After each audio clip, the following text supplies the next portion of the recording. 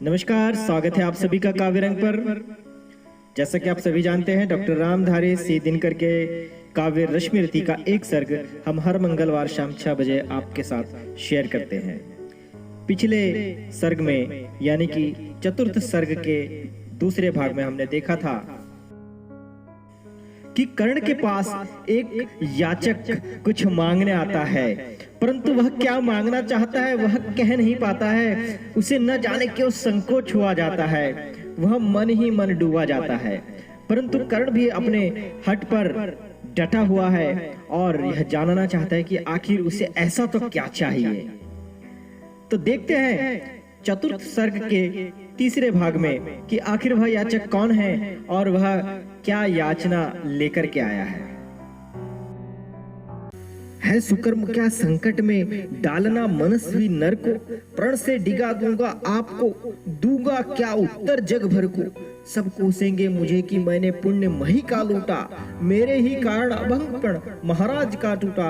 अतः विदा दे मुझे खुशी से मैं वापस जाता हूँ, बोल उठा राधे आपको मैं अद्भुत पाता हूँ। सुर है या कि यक्ष है अथवा हरि के मायाचर है, समझ नहीं पाता कि आप नर है या योनि इतर है।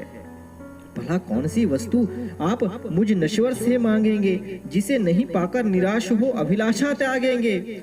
गो धरती धन धाम वस्तु जितनी चाहे दिलवा दूं, इच्छा हो तो शीश काटकर पद पर यही चढ़ा दूं। या यदि साथ लिया चाहे जीवन सधे मुझको ही, तो भी वचन तोड़कर होऊंगा नहीं विप्र का द्रोही। चलिए साथ चलूंगा मैं साकल्य आपका ढोते, सारी आयु बिता दूंगा चरणों को धोते धोते। वचन मांग कर नहीं मांगना दान बड़ा अद्भुत है, कौन वस्तु है जिसे न दे सकता राधा का स्तुत है। विप्र देव मांगिए छोड़ संकोच वस्तु मन चाहिए, मरु अयश की मृत्यु करी यदु एक बार भी नाही। सहम गया सुन शपथ कर्ण की हृदय विप्र का डोला, नैन झुकाए हुए भिक्षु साहस समेट कर बोला। धन की लेकर भीख नहीं मैं घर भरने आया हूँ, और नहीं नृप को अपना सेवक करने आया हूँ। यह कुछ मुझको नहीं चाहिए, देव धर्म को बल दे, देना हो तो मुझे कृपा कर कवच और कुंडल दे। कवच और कुंडल। विद्युत छू गई कर्ण के तन को, पर कुछ सोच रहस्य कहा उसने गंभीर कर मन को। समझा तो यह और न कोई आप स्वयं सुरपति है, देने को आए प्रसन्न हो तब में नई प्रगति है। धन्य हमारा श्रेयस आपको खींच मही पर लाया, स्वर्ग भीख मांगने आज सच ही मिट्टी पर आया। क्षमा कीजिए इस रहस्य को तुरंत न जान सका मैं, छिपकर आए आप नहीं इससे पहचान सका मैं। दीन विप्र ही समझ कहा धन धाम धूरा लेने को, था क्या मेरे पास अन्यथा सुरपति को देने को। केवल गंध जिन्हें प्रिय उनको स्थूल मनुज क्या देगा, और व्योमवासी मिट्टी से दान भला क्या लेगा। फिर भी देवराज भिक्षुक बनकर यदि हाथ पसारे, जो भी हो पर इस सुयोग को हम क्यों अशुभ विचारे।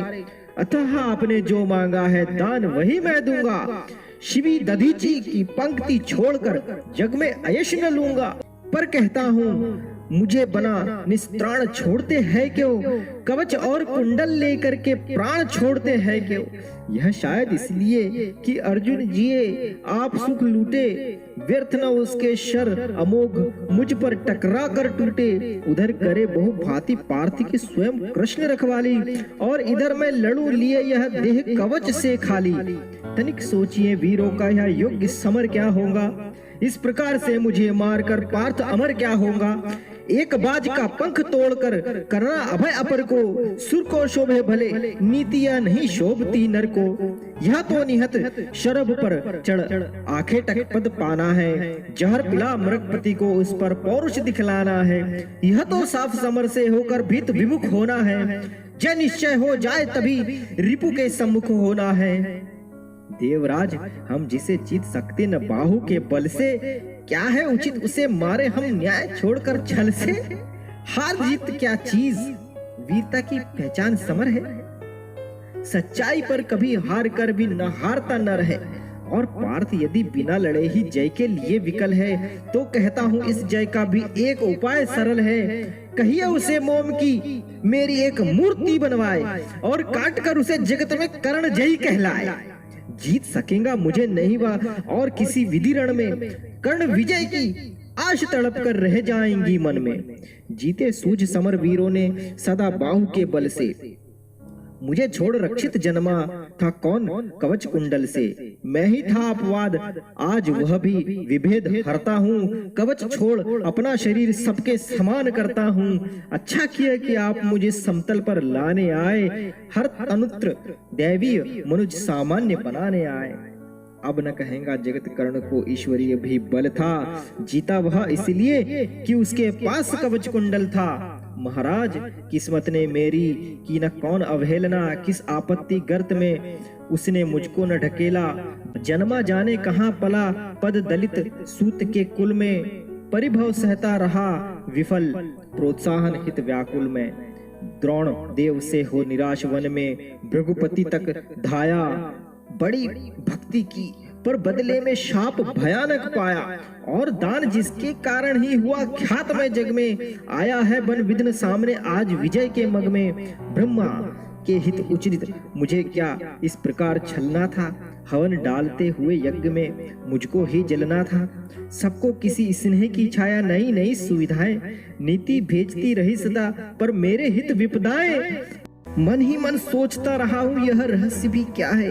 खोज खोज घेरती मुझी को क्यों बाधा विपदा है। और कहे यदि पूर्व जन्म के पापों का यह फल है तो फिर विधि ने दिया मुझे क्यों कवच और कुंडल है। समझ नहीं पड़ती विरंची की बड़ी जटिल है माया। सब कुछ पाकर भी मैंने यह भाग्य दोष क्यों पाया। जिससे मिलता नहीं सिद्ध फल मुझे किसी भी व्रत का। उल्टा हो जाता प्रभाव मुझ पर आधर्म सुगत का। गंगा में ले जन्म वारी गंगा का पी न सका मैं। किए सदा सत्कर्म छोड़ चिंता पर जी न सका मैं।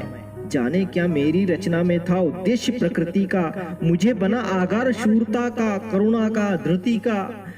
देवोपम गुण सभी दान कर जाने क्या करने को। भेज दिया भू पर केवल बाधा से लड़ने को। फिर कहता हूँ नहीं व्यर्थ राधे यहाँ आया है। एक नया संदेश विश्व के हित में वह भी लाया है। स्यात उसे भी नया पाठ मनुजों को सिखलाना है। जीवन जय के लिए कहीं कुछ कर्तव्य दिखलाना है। वह कर्तव्य है यह कि शूर जो चाहे कर सकता है। नेति भाल पर पुरुष पांव निज बल से धर सकता है। वह कर्तव्य है यह कि शक्ति बसती न वंश या कुल में। बसती है वह सदा वीर पुरुषों के वक्ष पृथुल में। वह कर्तव्य है यह कि विश्व ही चाहे रिपु हो जाए। दगा धर्म दे या पुण्य चाहे ज्वाला बरसाए। पर मनुष्य तब भी न कभी सतपथ से टल सकता है। बल से अंधड़ को धकेल कर वह आगे बढ़ सकता है। वह कर्तव्य है यह कि युद्ध में मारो और मरो तुम। पर कुपंथ में कभी जीत के लिए न पांव धरो तुम। वह कर्तव्य है यह कि सत्य पथ पर चाहे कट जाओ। विजय तिलक के लिए करो में कालिख पर न लगाओ। देवराज छल छद्म स्वार्थ कुछ भी न साथ लाया हूँ। मैं केवल आदर्श एक उनका बनने आया हूँ। जिन्हें नहीं अवलंब दूसरा छोड़ बाहु के बल को। धर्म छोड़ भजते न कभी जो किसी लोभ से छल को। धर्म छोड़ भजते न कभी जो किसी लोभ से छल को।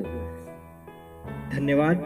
डॉक्टर रामधारी सिंह दिनकर की रश्मि रति के चतुर्थ सर्ग का तीसरा भाग अभी समाप्त करते हैं और इसी यानी चौथी सर्ग के अंतिम भाग के लिए बने रहिए काव्यरंग पर। धन्यवाद।